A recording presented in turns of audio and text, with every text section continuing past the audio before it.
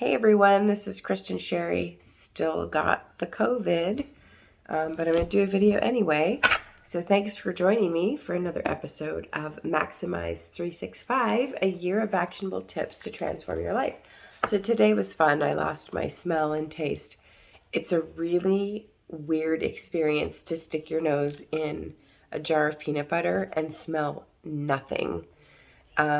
I made chicken parm for dinner, like all from scratch. Couldn't taste it. Anywho, today we're going to talk about greed. Andy Stanley says greed is not a financial issue, it's a heart issue, and greed isn't just about money. So constant tension exists between the spirits of selfishness and sacrifice.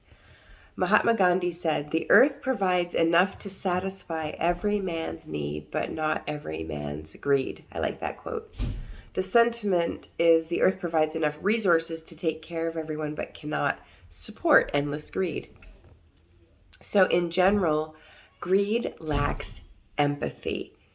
And I don't know if you've ever really thought about that, but greed doesn't always relate to money, as I said. So some examples are taking credit for other people's work. You know, you can have greed in not wanting other people to be celebrated for their contributions and successes. And have you ever had a manager that would take credit for your work? It's not fun. Another example is hoarding supplies from your office for your personal use. I remember I used to work at a company and we had to put up the office supplies in the months and weeks before school started because the employees would shop for school supplies in the stock room. Anyway, a sad characteristic of greed is it causes a futile quest. So greed is an endless pursuit and never brings happiness. The greedy will never be satisfied. This should come as no surprise since most of us have an intellectual understanding that material possessions don't lead to happiness. So if you think about it, we sacrifice our family, working, because we got to have that dollar, or what have you, but it's never enough. I remember early in my career, I learned this lesson where I had this job and I was offered another job in the company and it paid double. And I was like, woo, we're going to be like happy now kind of thing. And it really didn't make any difference in my life in terms of making me happier.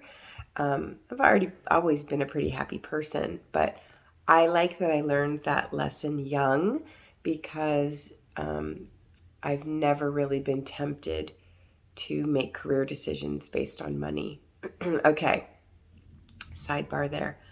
So relationships, not things, are the building blocks of a fulfilled life. So data show lower income individuals spend more time socializing with people than their more well-to-do counterparts who tend to spend more time alone. Isn't that fascinating? When I did my research for this book, I actually didn't know that people who make more money tend to spend more time alone, and people who are lower income tend to have more socialization. Wow.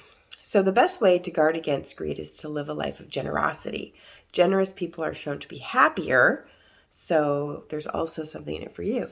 And I have all of the research at the back of the book if I make comments and you're just like, says who? I mean, I don't make statements that I didn't support. My editor wouldn't let me. She would say, says who in the comments. Okay. So the idea for action is I am including a URL, bit.ly/ways to be generous, to give you 10 little ways to incorporate into your life to fight greed and become more generous. And I also have an entry on page 142 of the book on generosity, specifically in Maximize 365. But I'll include that URL, the Ways to Be Generous link, in the description for the video. So I'm curious, have you got any stories of how greed has impacted your life, whether it was yours in a moment of temporary blindness or someone else's? And how are some ways that you are intentionally generous in your life? Tell us about it. Don't forget to subscribe. We're going to talk about shame in the next episode, and I'm really excited to talk about about this episode because I think it's something we all inflict on ourselves at some point in our life. I hope you all are doing well. Take care.